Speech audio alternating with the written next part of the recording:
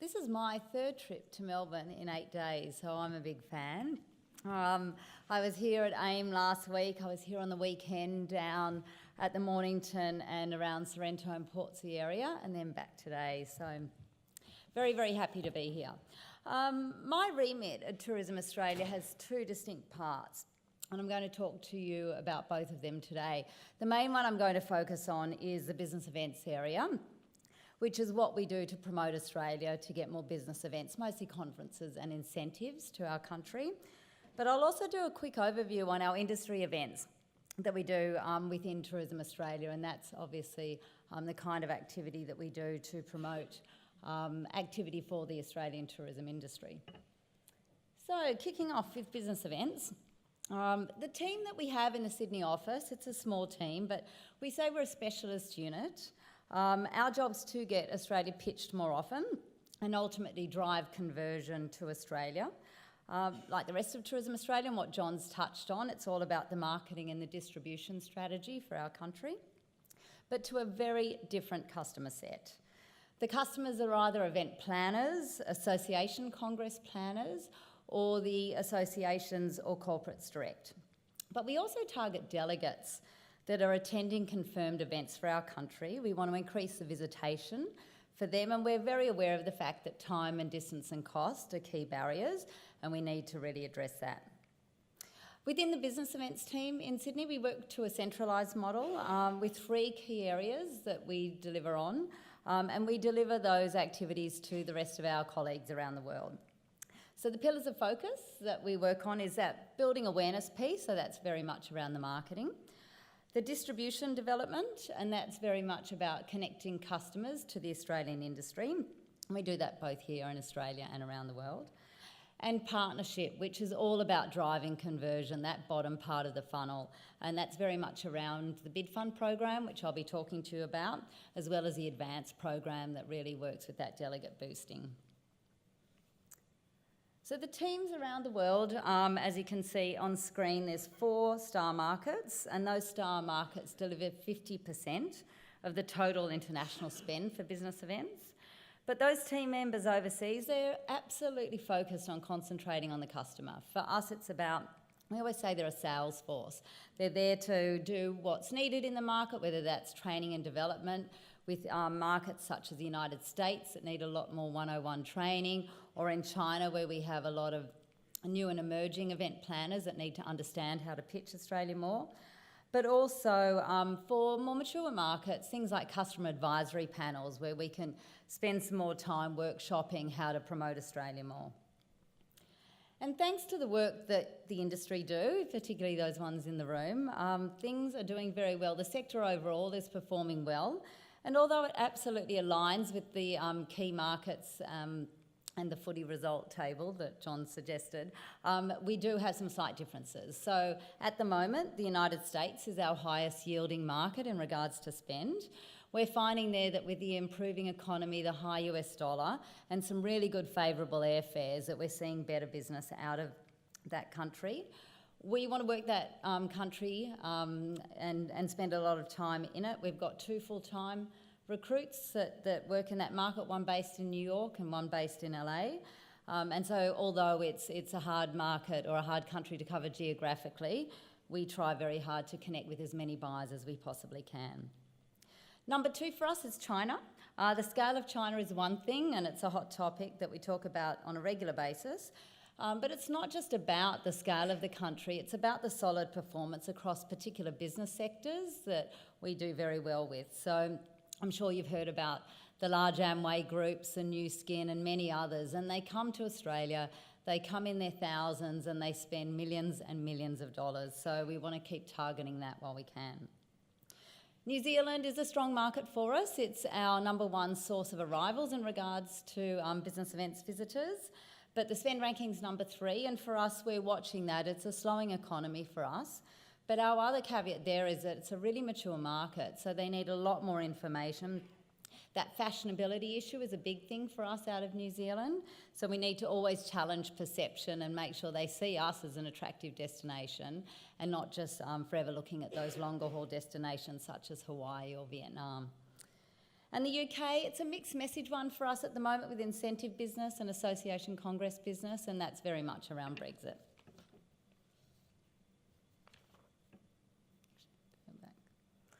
So current issues and trends, look, there's some similarities in regards to what John's touched on, but in regards to business events, a few more considerations that a lot of corporates take into account. So safety and security, for example, is a number one key factor. Key decision makers just won't make a choice on a destination, put any of their delegates at risk if they think there's any reports of terrorism or just unsafe messages coming out of markets. And so that can dissuade them from choosing a destination. There's certainly the uncertain geopolitical environments, such as Brexit and the Trump effect, as we refer to it. And that can impact business events. Sometimes that can be in our favour, sometimes not. But we've been monitoring the recent example of the Chinese telco Huawei and the incident that occurred in China, because, you know, things like that do make event planners reconsider destination choice, and Canada certainly had an impact off the back of that.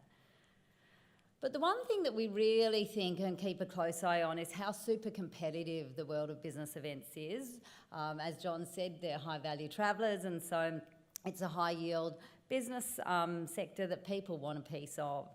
And it's in this area, though, that I think we can differentiate. So despite how competitive it is, I think if we really package up our unique concepts and our tailoring our content in any of the event programs we deliver, we really can stand out. And I think that's what I call the Australia way, just making sure that, you know, we really, really bring that Australian personality into everything we do in event programs.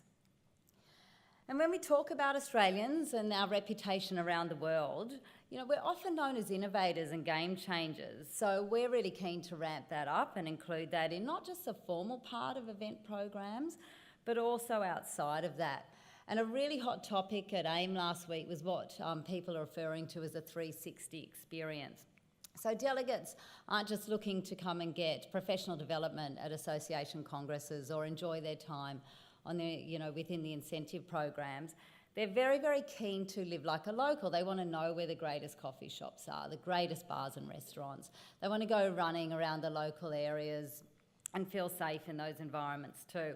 And so there's a huge amount of content that we have to deliver to make sure that they can have that 360 experience and choose us over potentially a less exciting destination around the world.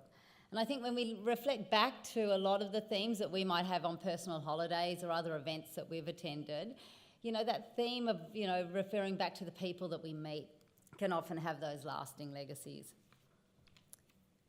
So when I refer back now to the three areas, there's the building awareness and marketing that I'll touch on first. And, you know, for us here, this is a quick snapshot on our brand advertising. We are definitely doing brand advertising, but it's more content and our earned media that really tells the story. Our brand ads, I'm proud to say, compared to other destinations around the world, they are differentiated by the two sectors, one for the incentive market and one for the association market. So the incentive market was all about, you know, money can't buy experiences. But the association congress business, which is the more serious side of the business events world, although we've got these beautiful natural landscapes, we're using that headline to talk about the big thinking that we can offer. And we absolutely always connect that to strong call to action. It's very much about pushing people through to tailored content, very much aligned with the government priority sectors. And so that's for us promoting the Australia's smarts, and that's what the Congress decision makers are looking for. But of course we also leverage the consumer campaigns whenever we can, and I think Dundee was a terrific example of showing the Australian personality.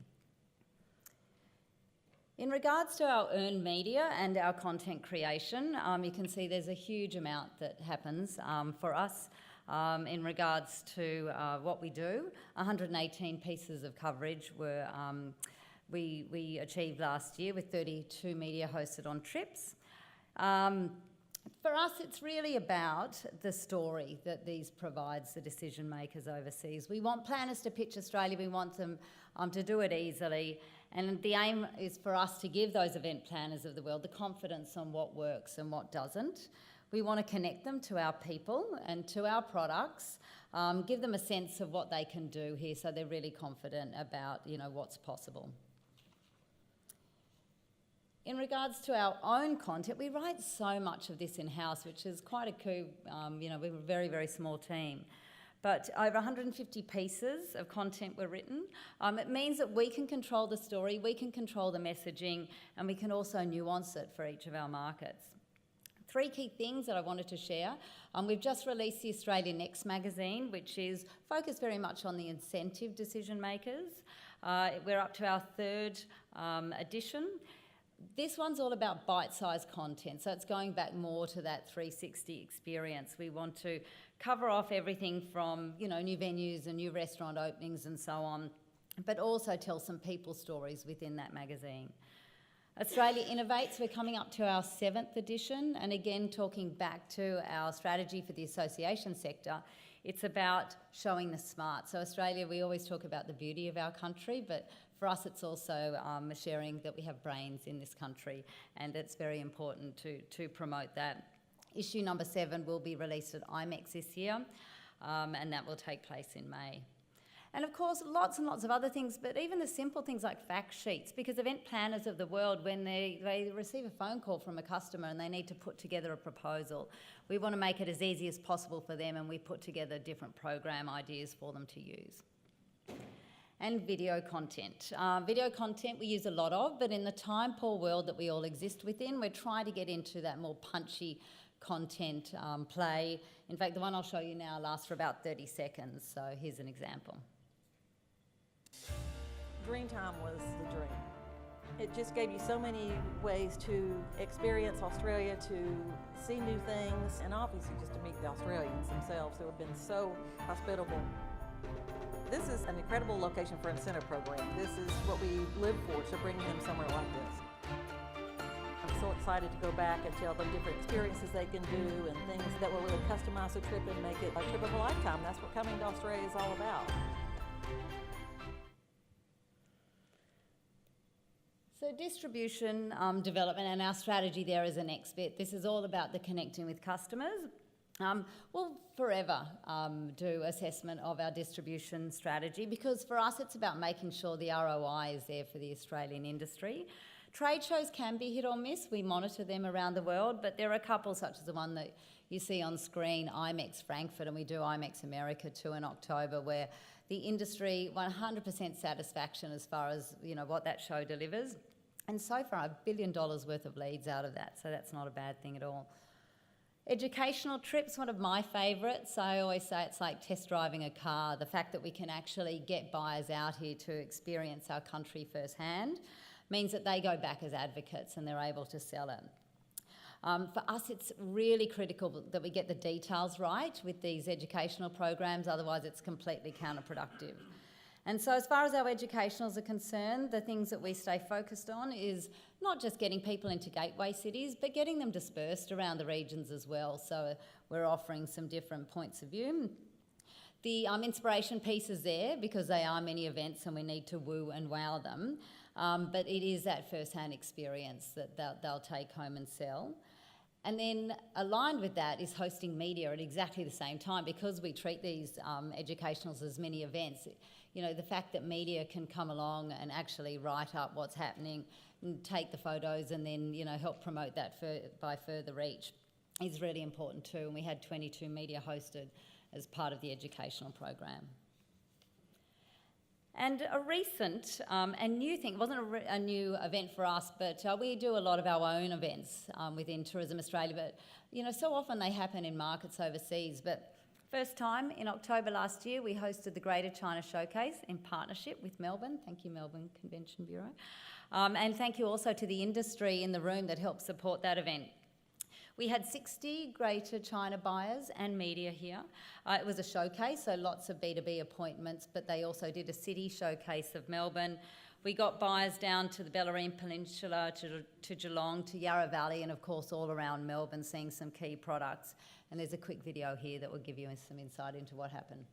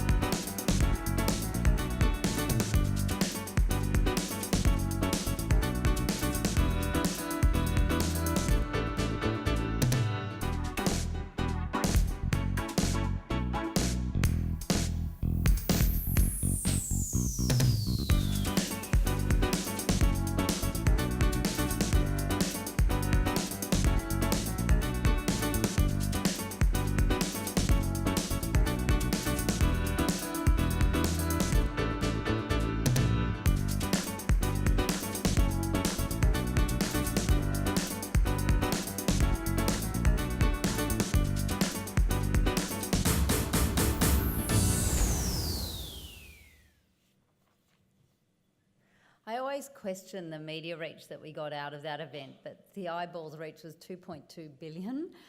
We had that media that attended, and of course they have such a huge amount of readership, but I also notice how many people are taking videos in the WeChat potential there, so it's not a bad thing. They're all telling our story. The other really important thing for us is Dreamtime. It's our signature showcase. We hold it every 2 years. It was in Dreamtime in 2017 and Perth in 2019. It's a great event that brings all of our strategy together in regards to the fact it's, got some brands, so it's building awareness, it drives the conversion, and of course that customer development. Off the back of the Brisbane event, 44 pieces of business have already been confirmed, a value at $31 million, so it's not a bad result at all. Brand events. This for me is a big passion project and one that I really want to try and see more of. We talk about the sea of sameness in business events as well, and so for us to really concentrate on promoting our people and our brilliant way of running business events in countries overseas, in our key markets, it's our way to actually prove the performance of our sector here. New Zealand Showcase, which you'll see on screen, was one that was held in June last year. Buyers and media, of course, were in the audience. But this was an interesting concept because what we wanted to do was showcase major events in Australia and show that they can be great platforms for incentive events coming over. And so we highlighted 3 hero product. We did Hand Opera on Sydney Harbour to promote the arts and performance. The Australian Open to promote a sporting event, and Uluru Field of Light from a cultural point of view. So obviously all very unique to Australia. We did another event in New York in April last year. It was in collaboration with our partner Ultimate Winery Experiences of Australia, and did an incredible wine tasting and wine experience to both association decision makers and incentive planners over there. So it's something, like I said, we want to do more of, so watch this space because I think it is something that we can really do in a targeted fashion. And probably the most targeted and the most specific in regards to driving conversion for us is the Bid Fund program that was launched here in Melbourne in May last year. It's a program designed to increase conversion for big events that are at that critical bidding stage. It's always based on international events, and it's something that's working very well. As you can see on screen, there's 14 wins to date, $187 million already confirmed. And the 3 that we can announce for Melbourne, I don't know if Karen mentioned this morning because my flight was delayed, but UITP is confirmed, the Global Transport Summit for Melbourne, worth $9 million. The 25th World Congress of Philosophy for $20 million, and the latest and very big coup, congratulations, $88 million for Rotary that's coming to Melbourne in 23, if I've got my dates right. Thank you, Karen. What's amazing about this is when we talk about ROI in our industry, this is one that we can specifically talk to. So what we do is we take the investment that, say, Victoria has put into winning these events, plus what we're putting in, and for every dollar invested, $19 comes back, and so I think that's a really good result. Industry events. So I always laugh about the fact that we're doing business events for the tourism industry. So I've just touched on how we market business events to the world, but now I'm going to switch to operational mode for the industry events that we run for you, the industry, and that's for the events industry as well. We do about 40 to 50 events a year, depending on what's going on. We've got some tremendously large events like ATE and Corroboree, but we also do a lot of other ones. I mean, this week, Walkabout Japan is on. We have the India Travel Mission. Destination Australia was held in Melbourne last year and is going to Brisbane in March. So there's an endless supply of wonderful events that are helping promote and connect buyers and sellers. Chrissy will talk about this in a bit more detail, but we do have an industry events calendar that not just lists our events, but also has all of the RTO, the STOs and ATEC and other industry body events listed there, so there's never a clash going on. But ATE is coming. It'll be here the first week of April, and the 2019 event marks 40 years of an annual trade event because, of course, ATE has changed its name over those 40 years. We're working with Western Australia to deliver this event, and it's always a big show, a really big show. We have about 600 buyers from around the world, 1,300 in industry that attend, and that equates to about 45,000 appointments that takes place during the week. And I think the really good news that we're trying to promote a bit more is the fact that when a state, a city hosts ATE, the economic benefits are significant. So Perth will see an immediate injection of around $9 million into the city over the course of that week. But we also do a lot of analysis on the buyers that we invite. So between 2.7 to 4 million passengers are brought in by the buyers, and an estimated pre-departure spend of between 6 to 9 billion plus dollars that are spent on the ground. So a really, really big show. We continue to assess it to make sure that it works, and at the moment it continues to work. In fact, it's a hot topic that John O'Sullivan and I talk about often. But new for 2019, we have a solutions hub. We've had a few different companies in this industry that don't fit necessarily in the seller space or in the buyer space. So we're creating a new solutions hub designed, for people to leverage. And I think the most exciting thing is the Platinum Club. So John has invited 40 VIP customers that might visit ATE occasionally, but will do it on their own terms. So we're creating a really special club experience for them. It'll be a bespoke program, and the absolute objective for us is to make sure they stay connected to Australia and choose coming to our show rather than going to competitor shows around the world. And the last event, and yes, it is also in Perth, is Corroboree. Corroboree West is taking place there in October. It's a training workshop for our Aussie specialists, and it's a really good setup. Not only do they get a huge amount of training in regards to the business-to-business appointments, but they'll also do FMLs, and then they'll disperse around the country and do further FMLs. And if you don't know, Corroboree West happens every 2 years, targets all of the Western markets, and Corroboree Asia is all about the Asian markets. So that one is in Perth in October, as I said. So that's it from me. I think if there's any other questions, we can probably cover it off in the panel, but I appreciate your time. Thank you.